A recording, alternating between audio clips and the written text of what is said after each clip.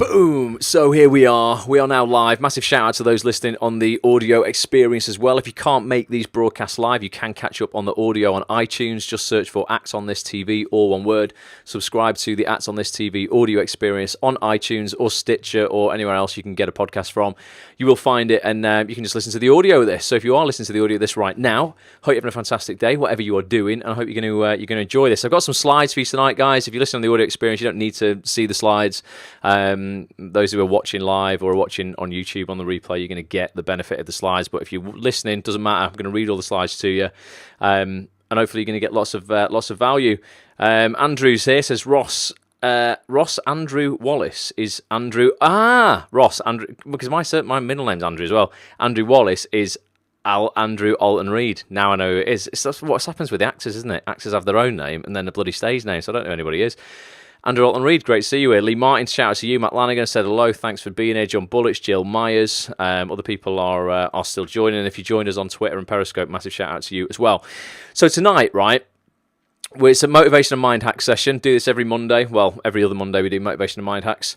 And tonight I want to look at something that has been a challenge in my life for the last the last 8 months specifically, and it's decision making. Like in and out of my acting career, not just in acting. For me, I've been through like a massive transition over the last 8 months, buying this new apartment, first apartment that I bought, and then I've gone through a massive renovation on the apartment as well. There's been so many decisions to make along the way, and I don't know if you're like me, but I'm shit at making decisions. Honest to God, the builder, I'm so surprised he hasn't punched me in the face during this renovation work, because the amount of times I've said, right, I want 2 lights in there, and then I've gone and looked at it, and the day after I've gone, mate, can you put another 2 in, and I want this floor in here, and then I've got rang up and gone, no, I've changed my mind about the colour, I want this paint here, no, I've changed my mind about the colour. I mean, I've been an absolute freaking nightmare, and it's because I'm quite indecisive in general, and this can have massive knock-on effects, not just for decorating and stuff like that, like I'm doing, which isn't, essential, but in your acting career specifically. I know people who really struggle with making decisions, from everything from like, do I sign with this agent or this agent? Do I leave this agent and go to this agent? Do I have these headshots? Does this photographer take them? Does this photographer take them? Do I use this one? Do I smile? Do I not smile? What order are my clips on my show reel? Should I start it with comedy, start it with drama, start in my own accent, start in a different accent? All this stuff. And what happens is because they can't make a decision quickly, it doesn't mean you rush into something, but because they can't make a decision and stick to a decision, they end up like stuck in indecision, inaction, procrastination, and they don't get anything done. So if you want to get shit done, you've got to get better at decision making. So I've learned a lot from the last few months, and actually I've been like searching online. All right, Jamie's here as well. I've been searching online for strategies for getting better at decision making. I know it's a weakness of mine. It's something that I know I could be better at. So I do a lot of reading, and I stumbled across an article today that I want to share with you. I've taken the salient points out of it. I've converted it into slides, and we're going to look tonight at 5 strategies, 5 mind hacks that should really help you all become decision-making samurais, and there is some samurai stuff in that. Jamie's here, says hello. Richard Haler all the way from Miami. Afternoon to you, Rich. Hope you're well. John says, geez, all of them are me. As in indecision, John, yeah. It's all actors, mate. Honestly, Bobby's here as well. Someone's bought a new T-shirt. I haven't actually bought a new T-shirt, Bobby. Got a red T-shirt on for those listening on the audio experience. It's just, I normally wear black, don't I? This is quite an old one, but I thought, you know what, matches with a poster behind me. So let's bring up these slides, right? And I'm going to share with you what I've learnt over the last couple of weeks, sort of researching how to get better at decision making. I know that might sound like a geekish thing to do, but if you want to get better at something, what do? Then you go and try and learn about it. So we're looking at 5 mindset hacks to make you a decision making samurai, and we're going to give you some scenarios now in here. The pitfalls of those scenarios. We're then going to look at really the mindset shift that you need to make, and I bloody need to make in my life in various situations, to just get better at making decisions. Does indecision resonate with people on here? Give me some comments on Facebook or on Twitter if you are shit at making decisions like I am, or really am. And in the meantime, give this a share. Would really appreciate you giving it a share on Twitter. Just retweet if you're watching on Twitter, share it on Facebook, share it on your timeline. Although this this applies to actors. It actually just applies, like all of these broadcasts, to every single human being on the planet, whether you're deciding something in your acting career or you're deciding something in your office job or whatever it is that you do. Bobby says, samurai, beware the cultural appropriation police. Oh, I don't know anything about... I don't know. I'm not offending anybody, Bobby. This is someone else's article. I don't know a lot about the history of samurais, but we're going to look at some stuff that samurais definitely teach in their teachings of samurai stuff that I actually know nothing about. But I'm just relaying some info that I've discovered, so hopefully people will find it useful. Right, so as I say, over the last 8 months, I've had, honest to God, right? I know maybe I'm a bit late to the party. I was 36 yesterday. That is a bit late to the party, like, buying property and stuff, but... I've had some of the biggest decisions in my life to make over the last 8 months, basically. Some of these decisions have been pretty scary at times. Like, they really have. I've been spending more money than I've ever spent before. Being an actor, banks make you put down so much money as a deposit on a property. I mean, like, ridiculous amounts of money because you work for yourself and you're freelance and the acting industry is so up and down. So it took me 10 years, basically, to just save up the amount that they want me to put down, like a 40% deposit on this property, about 44% deposit. So that's been pretty scary. I've often felt well out of my depth when I've been making some decisions that have been involved in this purchase and just over my life and career over the last 8 months. I've changed my mind more times than I care to remember.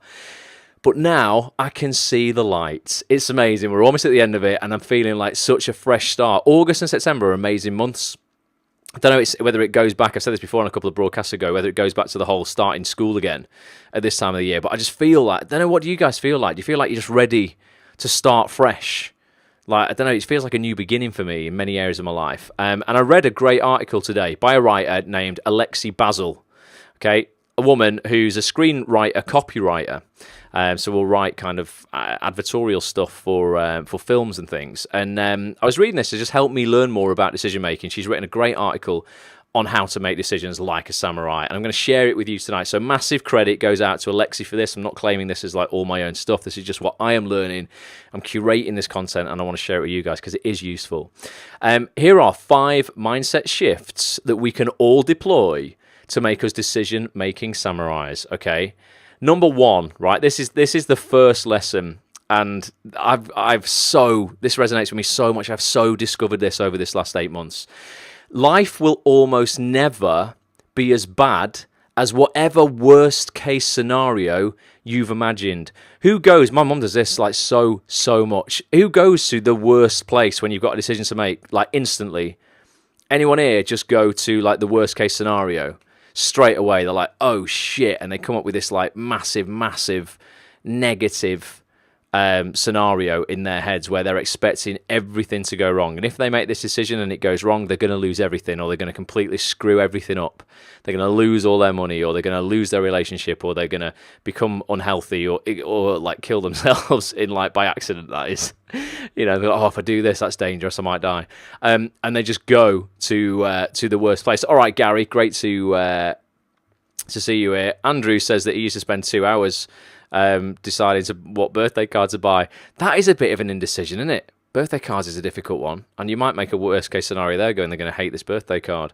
Richard says yes, though. Peter Crellin's just joined as well, and Gary says, yeah, me all the time. So the first lesson really is that life will almost never be as bad as whatever worst case scenario you've imagined. And the strategy for this is maybe a little bit backwards, right? Because I always teach and I coach positive visualization. Like, visualization is a science-backed, proven positive psychology technique to help you take action and really get what you want from life. And that's positively visualizing the outcome. I've already done it almost. You're acting, there's something called the as if principle. You're acting as if you've got the part. You walk into the room for a casting, not in an arrogant way, in a confident way, like it's the rehearsal for the job. You've already been given the job. You're just simply going in to rehearse the piece with the director, with the casting director, etc. And I normally teach positive visualization. Athletes use it to literally break world records. They see themselves crossing the finish line in the time that they need to break that record, etc. And it's not until recently I've been looking at negative visualization as a positive, right? Negative visualization is a technique that actually samurais have been taught, apparently. It's something that it's part of the teachings of being a samurai. And what it is basically, to conquer their fears of failure, samurais force themselves to imagine the worst case scenario a lot. And this isn't pessimistic like my mum or like many of you guys might be doing it, as in like, holy shit, I can't take any action because like it's all going to go wrong. It's actually just a reality check. It's a very positive way of doing it. Negative visualization puts you back in control, because rather than being at the mercy of a random universe, right, you put yourself in the worst case scenario, and you then know what the worst could be, and you will probably discover that actually the worst case scenario isn't all that bad at all. For me, right? Oh my God, it sounds so trivial. Do you know I spent 2 days deciding on the colour of carpet, whether I wanted the lighter shade or the darker shade during this renovation? And if I'd have just gone, what's the worst case scenario here, Ross? You just wasted like 2 days umming and ahhing about this. It wasn't all I did, but it was definitely on my mind. Do I get this? Do I get that? The guy wants to know so we can order it. It's taking up way too much headspace. And the worst case scenario is actually, there is no worst case scenario. I get a carpet that still matches like the flooring and the decor of the place completely perfectly, but like I get a lighter one or a darker one. No one gives a shit. And you might do this in your acting career. What happens if I forget a line during, worst case scenario? Oh my God, I completely dry up and I forget my lines in this audition. Well, is that actually that bad? You've probably got the scripts on your knee or at your feet. You take 3 seconds out, you glance down, you get your line, you come back up and you deliver it, right? There is no worst case scenario. So really, when you actually visualize the worst thing that could happen, bar like imminent death, if it's some kind of crazy extreme sport that you're in, it's not all that bad. It probably isn't that bad at all. So we can make a mindset shift. Sharon says, surely the worst case scenario is death, though. Yeah, but probably not in your acting career, Sharon. If you go to an audition and you think, what's the worst case scenario here? And it is actually death, don't go to the audition. Just don't do it. If they're asking you to do something in a casting that could actually kill you, I'd definitely politely decline the audition. To be honest with you, you will find out when you do this exercise in all areas of your life that it's very rarely, I don't think it's ever for me, really going to be death, instant death. If it is, have a little think about it, but I'm pretty certain the worst case scenario is not going to be anywhere near as bad as you think it would be. So the mindset shift, this first mindset shift we need to make, right? Mindset shift 1 is this. You say to yourself, listen, when I'm dealing with a stressful decision, I will imagine the absolute worst case scenario. Then I will realize that A, this is very unlikely to happen. And B, even if it does, I'm now in control and prepared. So if actually, you're like, oh, okay, well, I could lose £300 by going on this thing and it turns out that it's not very good, etc. That's the worst case scenario. At least you're in control and you're prepared for that loss. If it is death, Sharon, you need to reassess like how much you want it, right? Or you will realize that A, death is very unlikely to happen, okay? Even if it does, you're now in control and prepared.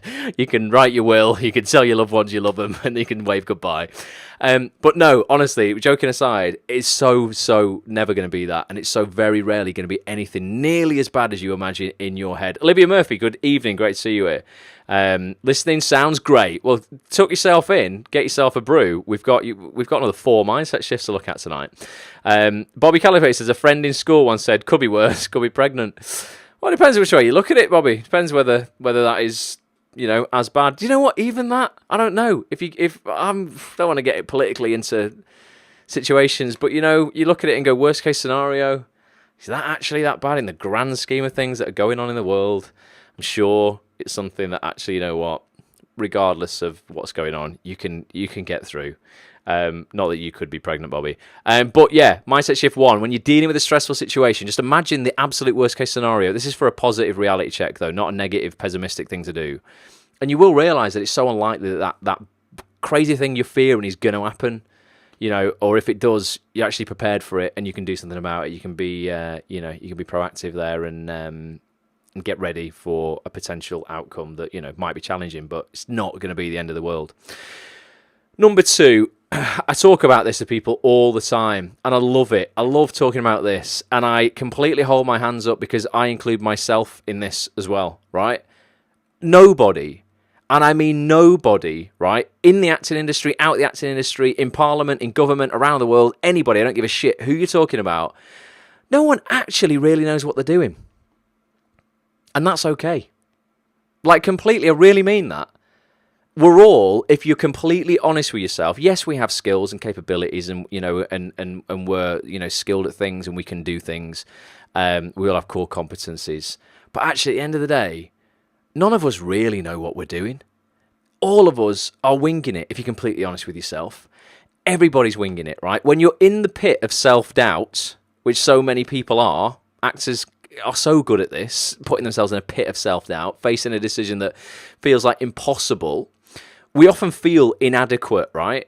And we wonder if we deserve to be where we are, or if we are an imposter. That happens to so many actors. They're an imposter. They get imposter syndrome.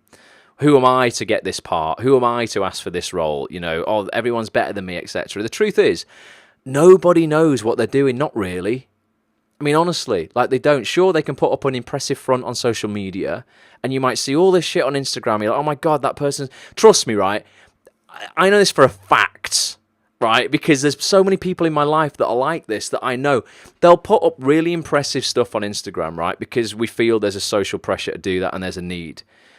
And these are people in the industry, out of the industry, and then I'll get a message, and it looks like they've got it so together. I mean, they've got it so together. Even I'm like, wow, like, this looks great. This person's really killing it. They're nailing it. They've got it so together. And I'll get a DM from this same person, or a text, or a Facebook message, etc., and they're crumbling. Their life behind the scenes is falling apart. I mean, like, really. Not tremendously in a terrible way, just in their head. They're like, they feel all the self-doubt that everyone else feels. And yet on the surface, if you look at their social media, you'd be like, oh my God, they've so got it together. They're so, this is just what happens. And just be aware. Like, we talk about this a lot, but I don't think people really give it enough time. Please just be aware that social media is based entirely, it's loosely based on real life, okay? It's based entirely on a person's need, a lot of the time, to portray something good. That people say, don't they? I really hope your life's as good as it looks on Facebook, or it looks on Instagram, because chances are, it isn't. And remember, people, I know people who even save pictures.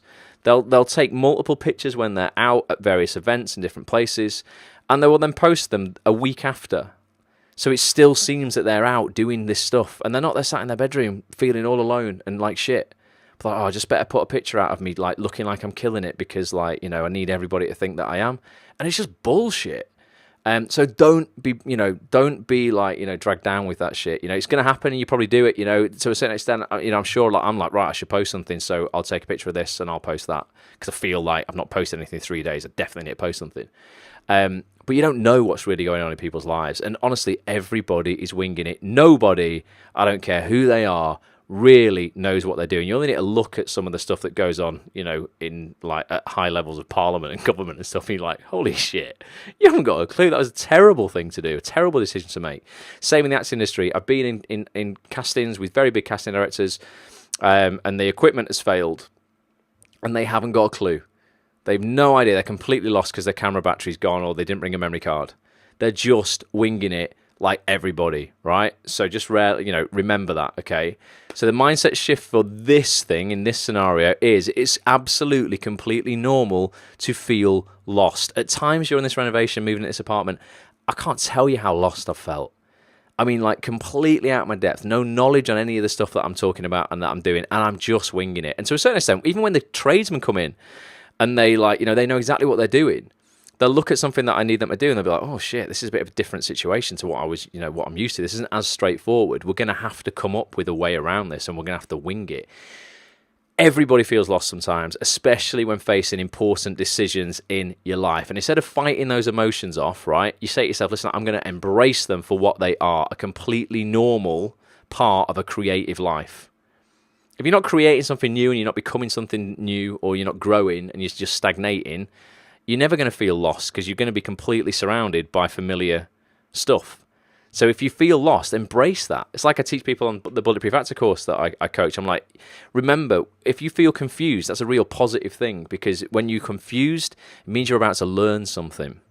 And it's the same here. Embrace those emotions where you're like, wow, I feel completely out of my depth, and I feel a bit lost here, or I'm going into this casting and I've never seen this casting director before, or I've never done comedy before, or I've never had to cry in audition before. Holy shit, like, I'm an imposter, I can't do it. No, it's fine. Feel lost. In fact, use it in an audition. You know what you need, like, to be a successful actor? Access to emotions. So don't bury that shit. You need to be able to access that. And so many times, you know what, I've had something bad going on in my life, outside of my life, and I've given some of the best auditions that I've ever given because I've used that raw emotion where, like, I could cry because of something that's actually going on in my personal life, and I need to take that into an audition, and I've gone in and I've gone, holy shit, that was such a gift. Like, that was so good. In a way, I'm so glad. I'm dying on the outside, you know, because actually I've just been able to use and access that emotion on the inside, and I've just given a performance of my life in a casting. That happened a few years ago. I was going through a terrible breakup, and I had to go and do a scene where a character completely lost his shit. I mean, like, really lost it. Had a complete breakdown, and I was like, this is just perfect. If we can just hold it together for the chat, because I actually just feel like crying anyway, then I'll let rip in the audition. And one of the casting directors started crying. I was like, shit, I mean, surely that's a good sign, isn't it? Didn't get the part I went for, actually, but they wrote me in as something else. That seems to happen quite a lot. I never get the parts to bloody go for, but they just end up feeling sorry for me, I think, and just going, I'm just going to write you in as something else. So that's mind shift number 2. Sasha's here. All right, Sasha. Sophie says, social media is like a CV. You just show your best stuff to impress. You definitely do. It's honestly absolutely what everybody does, and we're all making it up as we go along, she says. Honestly, we really, really are. Like, just don't worry about it. Everyone's winging it. I promise you, the most successful people in this industry, I've interviewed a lot of them on ActsOnThis.tv, and you talk to Debbie Horsfield, who just wrote, if you watched Days Before Beauty recently on BBC One, or she wrote Poldark. I mean, Poldark's one of the biggest series we've ever had. She spoke to me at a read-through, and I did an interview with her. You can go and listen to it on ActsOnThis.tv if you get a membership. And she said at this end of the first read-through for Age Before Beauty, she was like, oh, God, every read-through, she shits her pants because she's like, I feel this is going to be the one where people realise I'm an imposter and I can't write. Like, Debbie, you've won so many awards your whole life and you've had, you know, incredible shows. She still feels like an imposter. It's completely normal to feel lost. We all do at times, you know, and we're all winging it. Sharon says it can be dangerous to use something so new. What's that? What are you talking about? No one can ever be prepared for every scenario, so we can never know what is around the corner, she says. And then Lee says, I met a theatre producer in Huddersfield who this year has done a UK tour, and his tour was on the 104th performance. 104th performance, wow, and he still feels like he's no idea what he's doing. He probably never will, but that's the thing, like, I don't think we do. You know, every broadcast I do this, do you know tonight's the 279th like broadcast that I've done on Facebook for you guys, and that's on this. I'm still winging it. I mean, I'm still, honestly, it gets to 3 o'clock in the afternoon on a Monday, and I'm like, right, what's going on in my life right now that I can talk about tonight and relate to everyone else? Because we're all humans. So everything that I'm going through, you're going through as well to some degree. And yeah, you know, I create this presentation at like 5 o'clock in an evening. Before the broadcast goes out at 9 o'clock. So to a certain extent, yeah, I'm winging it every Monday. I'm just going, right, what's in my life right now I can talk about that hopefully will be interesting to these people. You wouldn't think 279 broadcasts later, I've still got anything to talk about. So we're just, you know, we're all winging it to a certain extent. So it's normal to feel lost. We're all winging it. That's mindset shift number 2. Number 3, right, this is really important as well. You make irrational decisions when your emotions are out of control. And so many people go through life, and again, this is something I'm so like obsessed with, helping people, and I'm still not a master of this myself, but I think I'm pretty good at it. So many people's emotions like just completely envelop them. They end up serving their emotions as opposed to realizing that your emotions are there to serve you. As an actor particularly, you want to be able to draw on them. If you can control your emotions, you can compartmentalize them, put them away in various areas in your head, and then you can access them when you need them. That's like, you know, the perfect scenario. When your emotions are out of control and they're not in the little compartments they need to be in, that's when your decisions that you make can be irrational and very harmful.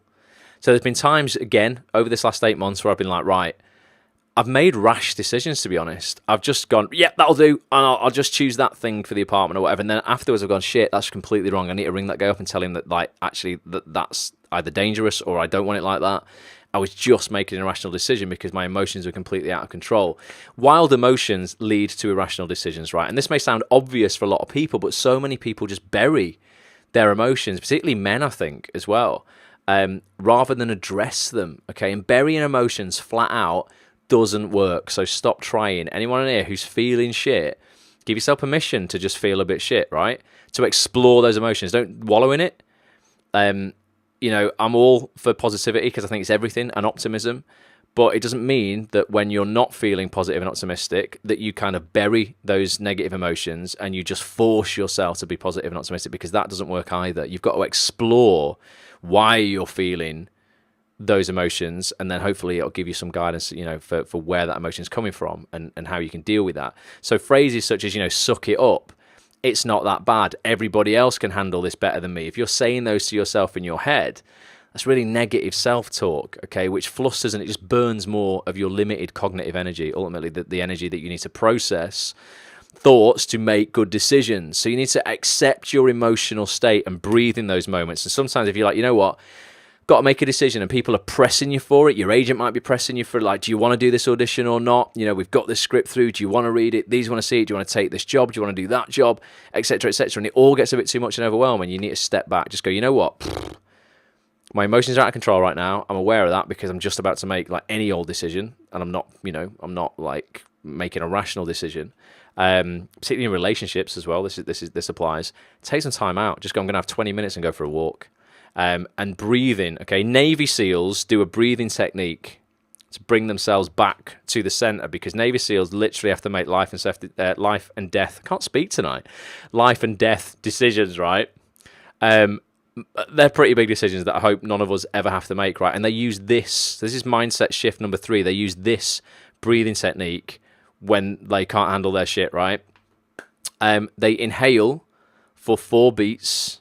Let's do this, right? I want you to inhale for 4 beats. Just try it with me. I know it's a bit weird. Try it with me now. I'm going to do it. If you listen on the audio experience, when you're walking or whatever you're doing, do it. Inhale for 4. We're going to hold it for 4. You're going to exhale for 4. And hold it for 4. I'm just going to do that once, right? Let's do it, okay? I'll just count in my head. Count with me. 1, 2, 3. And we're going to inhale for 4.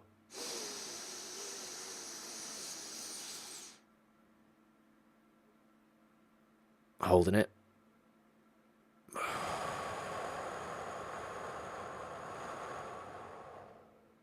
Hold it for 4.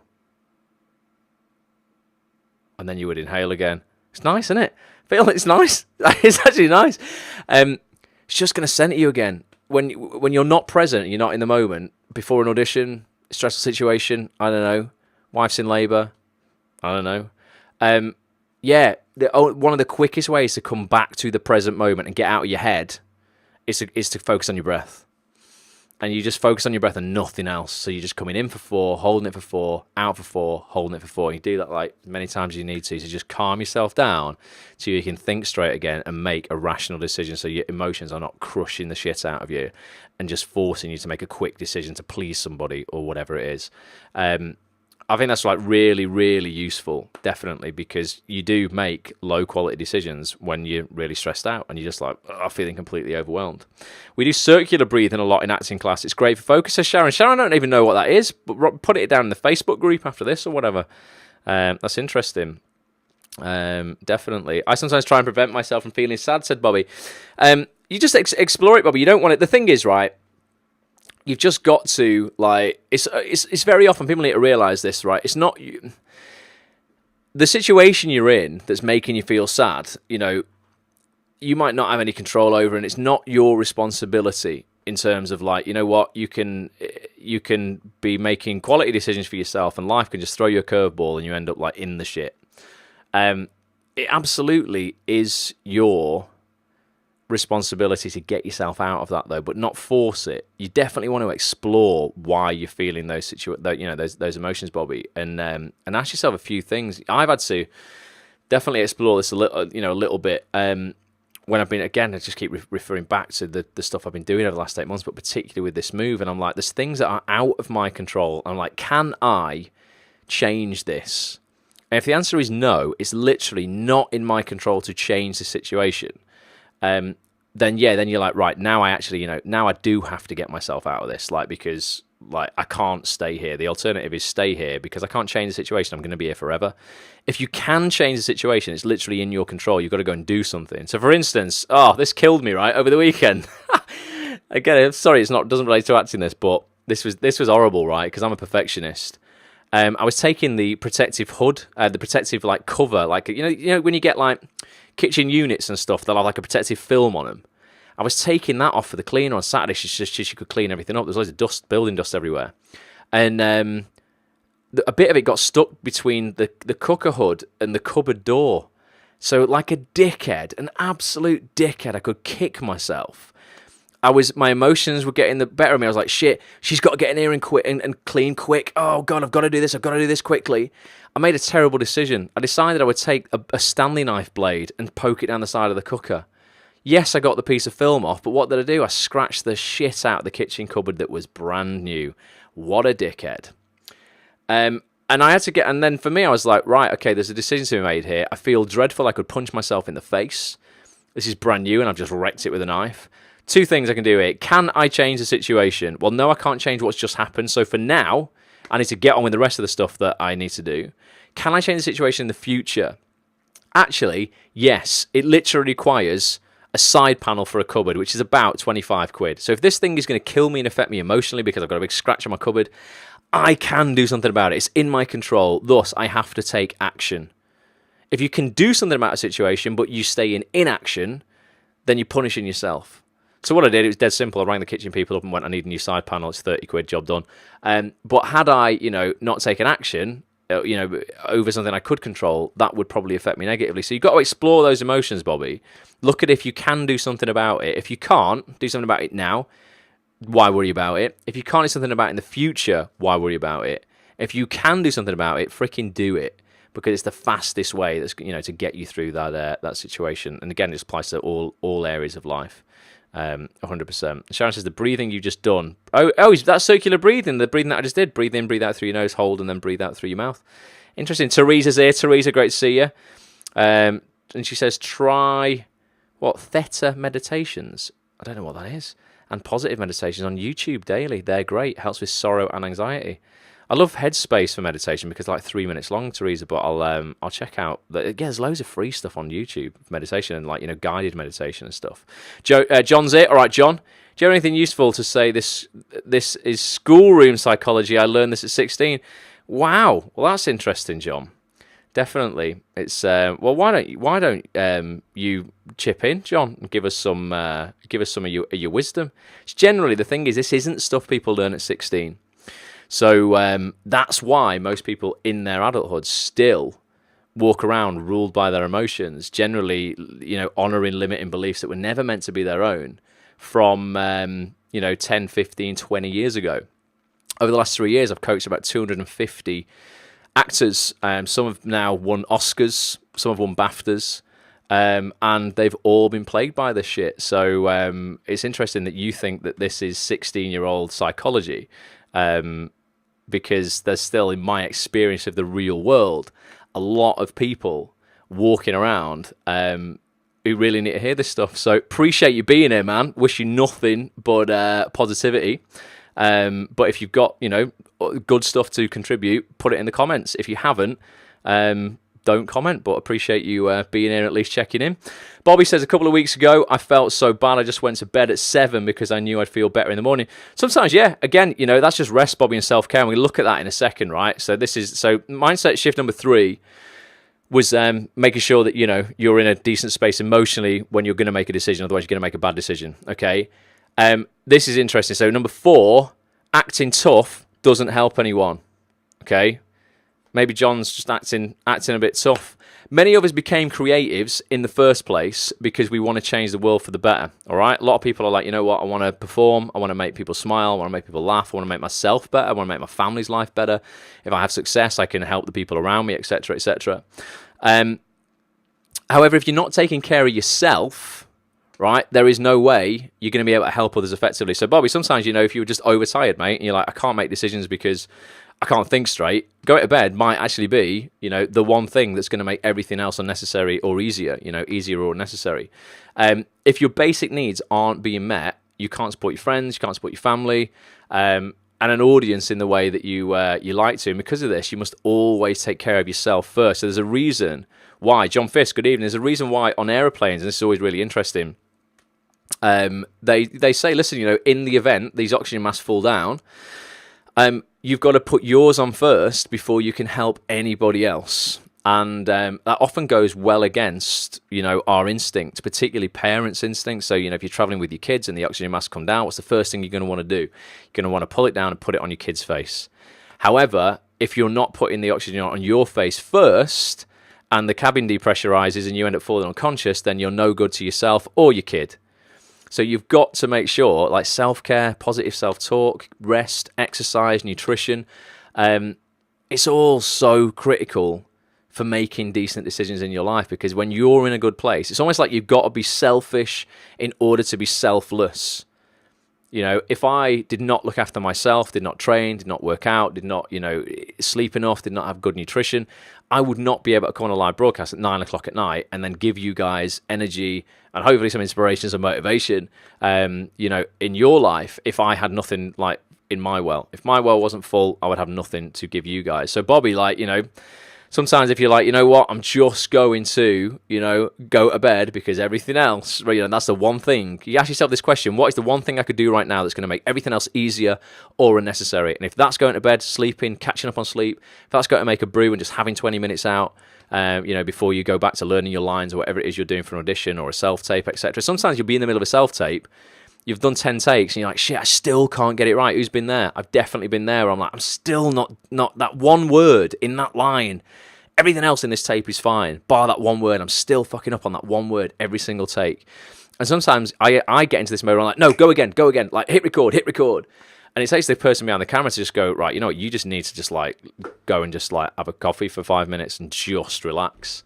And I'm sure we've all been there, if you've been doing self-tapes or, practicing, audition stuff and things like that. Bobby, listen to your body and mind, and what it's telling you is a good thing. Don't try and fight it, says Sharon. I agree, definitely.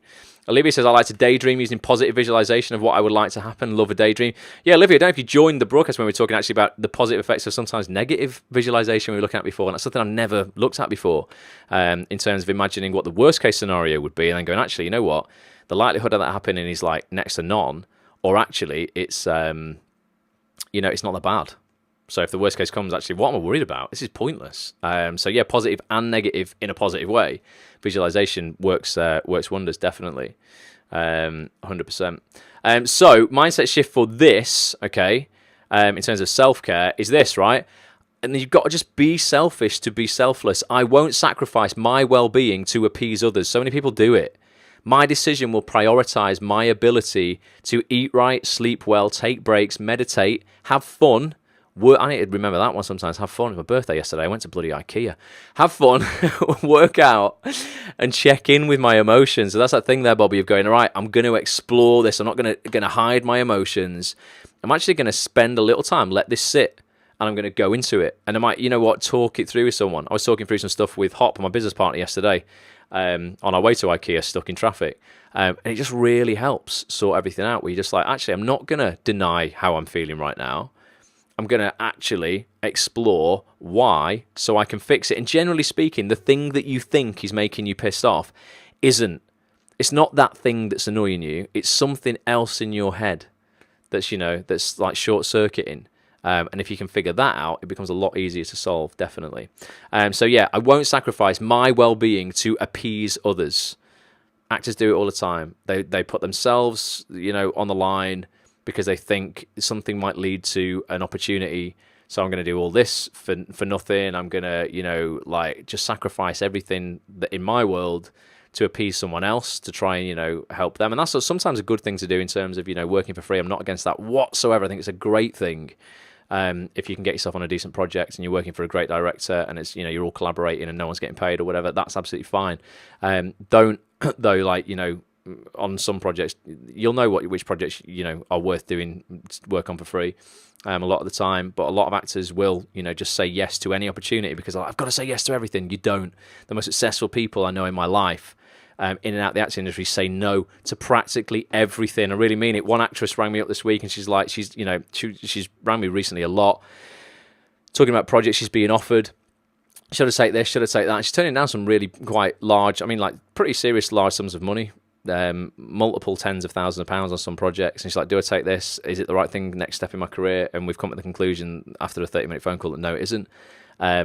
she's saying no to a lot. It's like, God, is this the right thing to do? But I'm like, yeah, 100% it is. 100% it's the right thing to do, because when that thing comes along, that you're like, you just know, it's like, yes, I don't need to think about this. I don't need to think about the decision. It's like, this is right. So don't be afraid of saying no. Like, no is a really, powerful word you have in your arsenal to help move yourself forward. Belated happy birthday to Sharon. Thank you, Sharon. And so Sophie's to that as well. Appreciate that. But yesterday, 9th of the 9th. Beautiful day. Number 5, last thing to look at tonight, right? Sometimes, and I'm a massive, massive advocate of this as well, and this is why on most emails that I send out to people on the Acts on This email list, I will always say at the bottom, let me know how I can help you. If you need anything, just hit reply. And I really mean that. Like, I don't just do that for a laugh. Because inevitably I end up with a dozen emails, every other day to go through. It sometimes takes me a little while to get back to people, but I always will at some stage. Like, just please be patient with me. Sometimes you need to be tough enough. So acting tough doesn't help, but sometimes you need to be tough enough to ask for help, ultimately. And this is another bit of samurai stuff that I learned off this article, but it said when samurais are young, right? I don't know if this is like in old ancient history, but like masters apparently teach them kendo. Now, kendo is the way of the sword, right? Zen Buddhism, right? The samurai moral code, they get taught that as well, and how to live according to Bushido, and that's the way of the warrior. You used to have a computer game called Bushido Blade.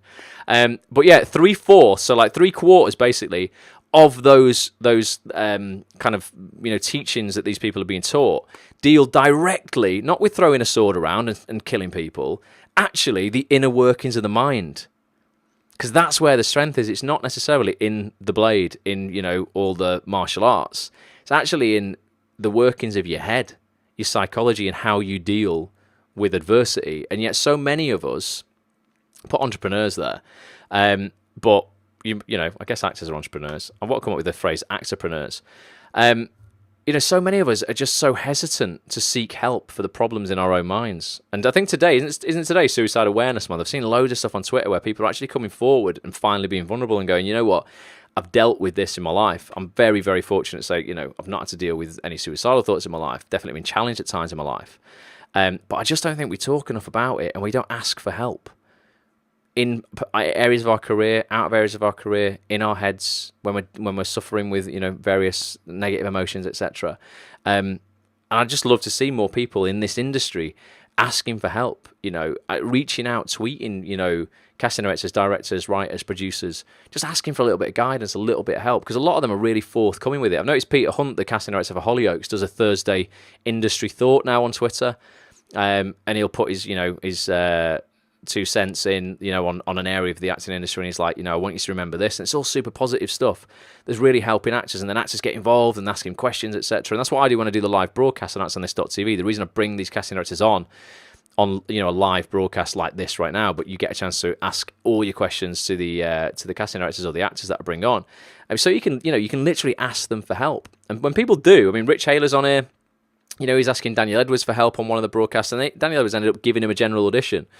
Lee Petra ended up asking Peter Hunt for a general audition at Hollyoaks via one of these live broadcasts, got one.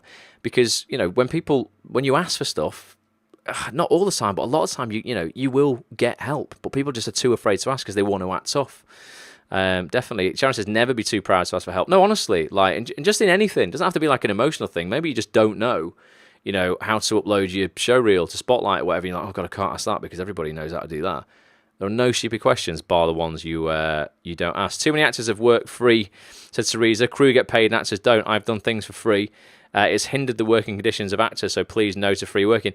I think it's all... Do you know what, Teresa? My experience has been completely different, though. It depends on what you're asking to work for free on, and whether the real quality of the person. So Lewis Arnold is an awesome director. He directs Broadchurch.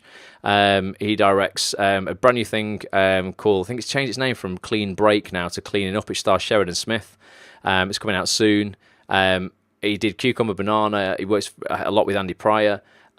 Awesome guy. He had a spoken word poem about Sunday football and Sunday Football League, something he was really passionate about. He's like, I want to produce this short film. So, obviously, I don't have loads of money. I would love it if actors, would work for free. And lots of people came forward. Because it's Lewis, and you do the guy a favour, you work for free, and he's working on the biggest TV in the UK. So stuff like that, of course you would do for free. Rachel Shenton, really close friend of mine, produced The Silent Child, the short film. She wrote The Silent Child, the short film. Lots of people were working for free on that. They went on to win an Oscar, an Academy Award for that film. It's transformed the crew's life and the actors' lives that are in it. They got paid very little, or lots of people worked on it for nothing. They were selling cupcakes that their mums had baked to raise money to, to make the film and, put the money into production, because production does cost a fortune. So you've got to pick and choose your battles. Don't work for free on shit, to be honest, or like stuff that you're like, I know there's very little chance of anything coming out of this. And the only way you're going to know that is by sleeping and drinking the industry, so you're actually aware of exactly whose name means what and who's attached to what, and who's worth working for free for. But please don't write off working for free, because if you can get close, ultimately, if you can get close to the sun, I call it, as in like the sun, the center of that organization, a production company, a director, a producer, whatever it is, the closer you can get to the sun and you can work with them, the more you're going to learn the fastest, and the more connections and the more, contacts you're going to make. I've definitely done this in the voiceover industry, particularly. So many times people have said, Ross, I'm here to do a job, so I'm here to do a voiceover, right? That I'm getting paid for. But at the end of the session, they'd be like, Ross, listen, we've got a pitch for this TV advert for, I don't know, a supermarket or whatever. Can you record the pitch for us now? It's going to take you half an hour. Can you sit with us and do the voice for our pitch? So if we then go and we pitch this to the supermarket and say, this is what we would do for you as an advert, there's a chance if they say yes to it, you'll get the work. So I'm sitting in a booth for 30 minutes or an hour doing voiceover for free, something that a lot of people say don't do. But then if they win the pitch, I've sometimes earned, over my career, I've definitely earned tens of thousands of pounds from doing work for free that's led to paid work. So I get it. I really get it. Don't let people exploit you at all. And there's a lot of that going on in the industry where people will pay everybody but the actors. But don't let the few dickheads who do that and exploit people create beliefs in your head that everybody's bad. Everyone who asks you to work for free is bad, because it's not the case. There's some very good people out there who, depending on the project, have changed people's lives when they've worked on them for free, without a doubt. But you've got to just pick your battles, like you do in everything in life. But I totally get it, Teresa. It's an issue if people aren't aware. I think it's about education, and again, actors need to do the homework. It's no one else's responsibility. You need to know who is worth working for free for. And if you don't, you need to find out. You need to get educated. You need to start reading more. You need to start watching more. Keep an eye on credits. Getting involved on social media. See which independent filmmakers are making films. Who's worth getting involved with, who isn't. I know everybody on here would probably work for Chris Stone for free. I would. Chris Stone was putting a, filmmaker, showreel maker, fantastic guy. If he rang me today, said, mate, I'm doing a web series, which he did a couple of years ago, Year of Spies, doing a web series, do you want to be in it? I've got this part for you, but I'm not paying you. Do you want to work for free? I'd be like, every day of the week. Completely not a problem. And I'm working on TV, relatively regularly, because I just know that that's a great opportunity and something good could come of that. And if anything, and I know it's cliched as hell, but the footage you get from something that you're in with Chris Stone, it looks beautiful. It's produced to the highest quality. So it's great. You don't know who you're going to meet on that as well. The whole industry is based on relationships. If you can meet some great people, that's worth, potentially doing it alone. I've been open about my brushes with suicides, Bobby, every day except today. I would have to be different. Okay, so Bobby, I didn't know that, Bobby, at all, man. Didn't know you'd had to deal with that. But yeah, Suicide Awareness Day, I think, today, or Suicide Something Day. Definitely. So Teresa says, yeah, she had good experience too. It can lead to good things if the director has little money. You just got, yeah, exactly. You've just got to, honestly, you just got to pick your projects, ain't you, Teresa? That's all. But just don't let people take the mick. If there's a budget and everybody's getting paid by you, I'd definitely ask a question there. I go, wait a minute, is there anything left over? But if it's like, if they're having a higher kit and they're spending money on that, that's fair enough, but no one else is then getting paid, then, I guess everyone's in the same boat there. I was in a production for free. No one got paid, said, and it's looking very likely that it's going out on Amazon Prime soon, so that'll be good, Sharon. If there's any money comes from Amazon Prime, though, you make sure you get a bit of it. Because I don't know what distribution deal they've got on that, but they'll definitely get paid something on Amazon Prime. It doesn't have to be a huge amount, but maybe there will be some money in it above what they've spent on it. No, I'm asking for help, says Olivia. Ross, I've already asked you a lot of questions in the past week, but if you don't ask, you don't get. Absolutely. And I hope I've always replied, Olivia. I try and reply. I replied yesterday, I think you emailed me. It was on my birthday, because I'm dedicated. That's what I do. Julie Root's in the house. Couldn't agree more, Ross. You just need to be selective on working for free. Yeah, exactly. Absolutely. Definitely, Julie. Sharon said absolutely would work with Chris for free. Chris Stone's work is brilliant. Hoping to have a clip film with him in the near future, says Julie. Great guy, just phoned me today. Going out for a brew with him on Friday. So I'll try and sound him out. If he's doing any projects that are coming up, guys, I'll let you know. Give you an inside scoop, because it would be, you know what, it'd be great to work with some of you guys. I don't think I've really worked with many people in the Acts on this community professionally. Would be great to us all get involved with a project like that if Chris was doing something new. Definitely. And Sharon says she's going to be looking at money in that Amazon Prime thing. Think money will come from the next episodes. It's a series. Keep an eye on it, Sharon, definitely. So this last mindset shift, guys, right, is ultimately this. I accept that clearing my mind will lead to better decision making. Okay, and to achieve that, this is just reality, right? I'll probably need some outside help, right? You might need a nutritionist if you want to get healthy, a confidant if you just want to talk stuff over. It's probably your best mate. A therapist maybe if they can't help you, need some professional kind of help. Or a trainer in the gym, for instance, or, I don't know, an acting coach. Getting help doesn't make me weak, right? It actually shows I am willing to do whatever it takes to achieve my goals. Please ask for help. If you ever need any help and you think I can give it you, you can email help@actsonthis.tv. If it's a total life or death emergency, be prepared to wait maybe 10 days. So if you need real help, call the police. But yeah, if you need any help from me in your career, acting career or anything, you just think I can help you with the online world, online business, vlogging, voiceover, any of this mindset stuff we talk about. I will be launching the 5th intake of Bulletproof Actor, Unstoppable Confidence, Infinite Success at the end of this year, probably November time. Going to do it a couple months early. I was going to wait till January, but I thought, you know what? Get him in my new place by then. I can probably do it this year. Go to bulletproofactor.com to get on the early bird list for that. But that is a super, super in-depth mindset coaching program, positive psychology-based mindset coaching program, a 5-week program with live online coaching like this now in a group environment. Lots of people on this broadcast now have done that. It's changed people's lives. Go to bulletproofactor.com. You can see all the testimonials and how the program works. But that is something that I guarantee you, John Bocock, that is not 16-year-old psychology you would possibly learn at school. It's 10 years of science-backed positive psychology practice in my life and from some of the greatest positive psychologists on the planet. So if you learned that at 16, maybe you should create your own program. But yeah, that was mindset shift number 5. Which is your favourite shift? We'll have a little recap for those who just joined us now. Let me go all the way back through these slides. 1, this is like, just get this in your head. Life will almost never be as bad as whatever worst case scenario you've imagined. 100% true. Imagine the worst case scenario. You'll realise it's very, very unlikely to happen, or if it does, it's actually probably not that bad. Number 2, no one actually knows what they're doing, and that's okay. I include myself in that. Seriously, all of us are winging it. Don't worry about it. You're going to feel like an imposter. That's completely fine. Number 3, you make irrational decisions when your emotions are out of control. When your emotions are out of control, don't make a decision. Make the decision, actually, to just step out of the situation for 20 minutes, go and breathe. Remember that breathing, circular breathing.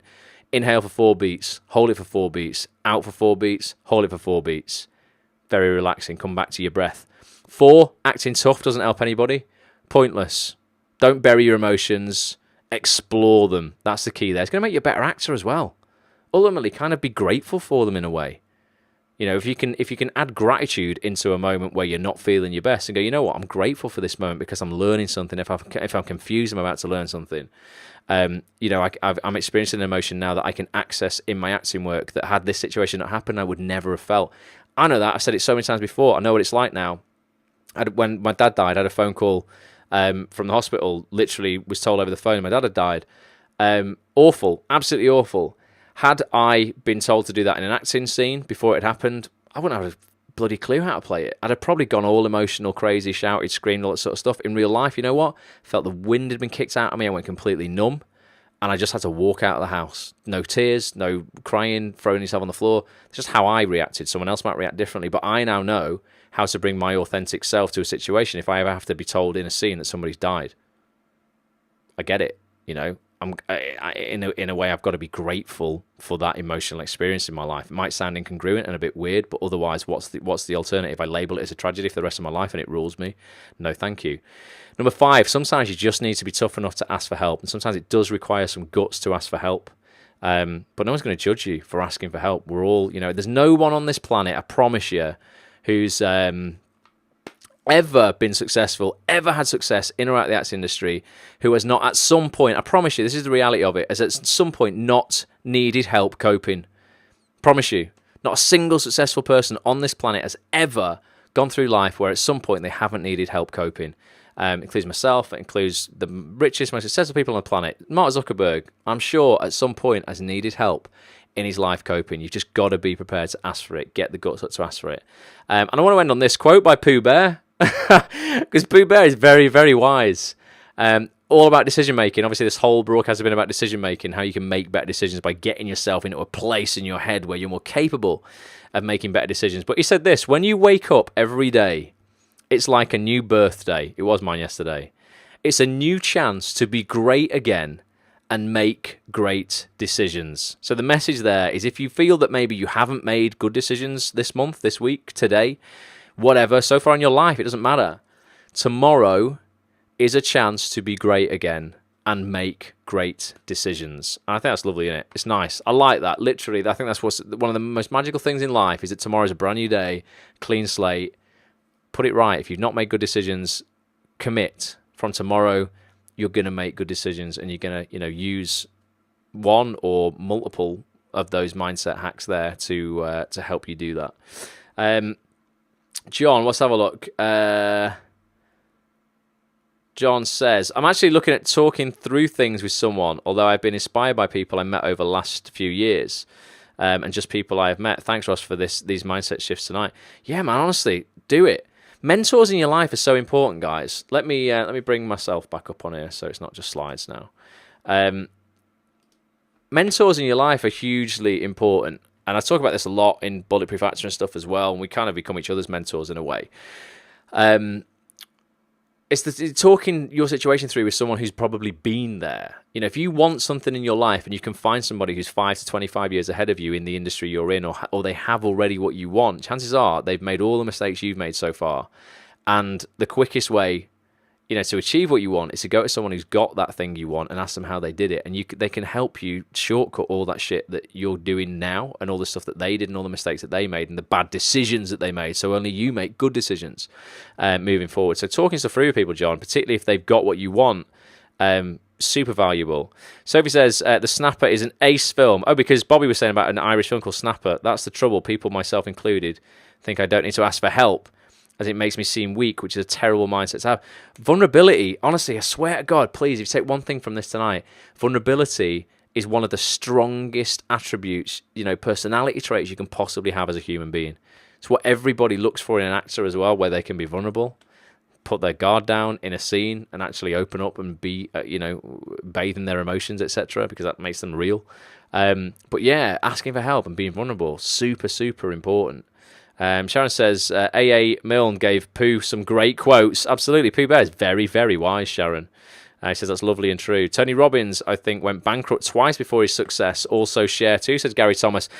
Lots of the big boys. Richard Branson's been bankrupt twice. Definitely Simon Cowell's lost it all and come back twice, as far as I know. Lots of people do. Happy birthday, Ross. My life and acting career are infinitely better because you have lived. Thank you, Bobby. Bobby, that's a lovely thing to say. Appreciate that. So he says, thanks, Ross. Great show. Thank you for being here, Sophie. Really appreciate you watching. Thanks, Ross. Another great session, says Saren. And Andrew's here. I have great mentors since Bulletproof, and I've really moved forward. You have, mate. It's been awesome to see that. Do you know what I love about Bulletproof Actor more than anything? I don't mean this in a horrible way, but like when people come into the program and I make them do a video, make them do like a video introduction for the rest of the group, so many people are broken. Like, I look at the videos and I'm like, I get, in a way, I don't want to sound horrible, but I get really excited.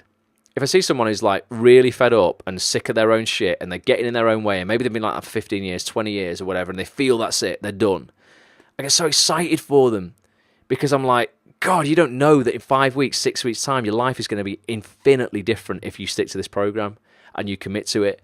And it is. And then when I see the video afterwards, it's like, God, it's like priceless, absolutely priceless. Because I'm like, wow, like, and I'm not taking all credit for that, because the stuff that I put in the program, obviously, I've learned from other people. You know, I wasn't born with that knowledge in my head. I put a lot of my personal circumstances and experiences into it, but a lot of the science about positive psychology is obviously from, you know, the greatest psychologists on the planet. So that isn't me, but I've just curated it all and put it in an easy to go through program. But seeing people and seeing you, Andrew, you know, like, you definitely weren't broken at the start, but seeing the difference from who you were when I first met you to who you are now, and just how you attack life in a completely different way is amazing. And that goes for so many people who have done that program. Bobby as well. Jay's here as well. Jay's done it. Jay's the man. He says, I go to therapy regularly to conquer abuse and alcoholism. Help me to be a much better actor. Yeah, man. I mean, you've got experiences there. Seriously, you've got to end up being grateful for in the end. If you've conquered them now and they're in control and they're not ruling you anymore, Jay, but you can still access those emotions if required. And you go for it. You go to an audition in a scene. You've got to be that person with alcoholism issues or something like that, and you've actually, you know, experienced that in your life. You're getting that part every day of the week, mate, because it's just going to be an authentic performance as opposed to somebody guessing at what that must be like. So yeah, you know, as long as that's good now in your life and is resolved, you know, you can still access that and utilize it. At least you've got something positive from it. Definitely. And Sharon says it's great that you're getting the support you need. Replying to Jay, well done. Absolutely, Jay. And that's just asking for help, man. That's brave. Good on you. Gary says BPA got me out of being a behind the camera person, which I realized was such a limiting belief. Yeah, it did, Gary. Gary came to do Bulletproof Actor completely like, you even said that. I'm just behind the camera, I just write, that's all I do. Now I see him posting videos online, talking on camera, so much, like, Gary, man, like, you're a different person again. Like, just so confident now in front of a camera, whereas before, I just know, for the reasons we explored on Bulletproof Actor, why, and I completely understand it, why you would just go, right, that's it, I'm behind the camera, this is me. And you might have been behind the camera for the rest of your life had you not come at that realization, so it's amazing to see you do that. And so this has been useful, guys. We've over an hour now. I'm going to let you go, but thank you so much for being here. I hope John Bocock stayed on and got something of value out of this, rather than saying it was all 16-year-old psychology. Please come back, John. I'd like to, hopefully give you some more value if you didn't think this was valuable. But I hope most people on here thought it was valuable. Hugely appreciate you being here. I'm going to be doing this every Monday night. It's completely free to join. Come hang out. Pearl, what are you saying here, Pearl? Can you share a link to BPA, Pearl? Absolutely, yes. Let me just type it in here. www.bulletproofactor.com. It might as well be called Bulletproof Plumber, though. It's basically a 5-week, super in-depth positive psychology program. It is, designed for actors, but the stuff in it is just designed for any human being on the planet, whether you're a plumber, a baker, a racing car driver, or an astronaut, it doesn't matter. Bulletproofactor.com is where you can find out information and get on the early bird list, so that you there's a limited number of places when I launch it, you see, because there's live training on it. I want to give them the best quality training, and so I can't have like unlimited people in the group online. But if you join the early bird list, you'll get an email 3 days, I think I normally do it, before it opens to the public, so you can get in at least 48 hours anyway, so you can get in early if that's what you want to do. Heather Walker's in the house. Heather, you've just joined. Apologies, we're just about to go, but you can watch the replay after this. Been an interesting session, definitely. And I'll be back Monday night. Like I say, if we can do anything for you in the meantime, go to actonthis.tv. I'll write that in the comments as well for people who are just brand new, maybe stumbled across this. It's a website that I run for actors. There's hundreds of hours worth of interviews on there with famous actors, directors, casting directors in particular, writers, producers. Ultimately, if you want to know how to get in front of the biggest casting directors in the industry, you want to go and listen to the interviews I've done with them, because guess what? They tell you how to do that in those interviews, actonthis.tv. And if you need anything, drop me an email anytime you want, help@actonthis.tv. Any questions, if you think I can help you with anything at all, just let me know. I will do my absolute utmost to help you. And I really mean that, like, genuinely, like, not just saying that for a laugh. Thank you. Great show, says Sophie. Always good to hear your show. I'm in Chicago, says Pearl. Pearl, no way. Well, people on Bulletproof. I've had people from LA, Miami, New York. Rich is in Florida right now. We've had people. Do you know what? There was one girl who joined last year. who joined the live. I couldn't believe it because I was like, I didn't even think you would have like internet.